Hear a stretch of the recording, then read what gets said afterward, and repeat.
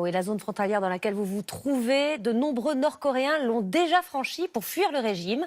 Accueillis à bras ouverts par les Sud-Coréens, il suscite une grande curiosité. C'est ce qu'illustre une émission de télé-réalité dans laquelle les fugitifs nord-coréens racontent ce qu'ils ont vécu de l'autre côté. Arnaud Miguet, Gaël Caron. Le dimanche soir, toutes les semaines, à une heure de grande écoute, il est un programme de télévision qui passionne et divertit les Sud-Coréens. Imangap, en français, je viens à ta rencontre, c'est son nom. Moitié divertissement, moitié talk-show, on y parle de la Corée du Nord, de Kim Jong-un, de la bombe et de la vie quotidienne de l'autre côté du 38e parallèle.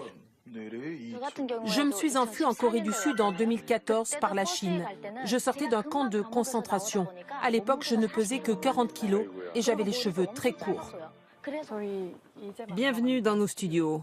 Sur le plateau ce soir, pour ce 360e numéro d'une émission qui a 7 ans d'existence, plusieurs invités.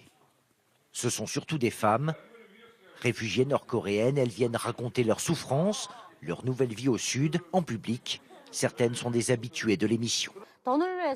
Quand j'étais en Corée du Nord, on nous disait toujours qu'au Sud, les gens s'entretuent pour de l'argent, que pendant la journée, les gens ne sortent pas de chez eux de peur d'être attaqués ou agressés. L'audience de cette émission ne faiblit pas depuis sa création. Pour la productrice, son succès tient aussi bien dans la proximité que dans l'éloignement de ces deux pays divisés depuis la guerre. Il y a plus de 60 000 familles brisées. Bien que nous désirons tous l'unification, cela fait 70 ans que nous sommes séparés. Nos différences de mode de vie et culturelles sont aujourd'hui énormes. En 2015, Choi Gang-yam était venue dans l'émission témoigner. Cette ancienne infirmière vit aujourd'hui à Séoul où elle se sent libre, à l'aise dans cette société de consommation à laquelle elle s'est vite adaptée. Comme la plupart des 30 900 transfuges, elle a risqué sa vie avec ses parents pour traverser la frontière. Elle ne regrette évidemment rien. En Corée du Nord, on était tous sauf traités comme des êtres humains. On ne pouvait même pas bouger librement, choisir sa maison ou choisir son travail. Pour moi, l'unification ne sera pas facile, mais j'espère qu'elle se réalisera un jour.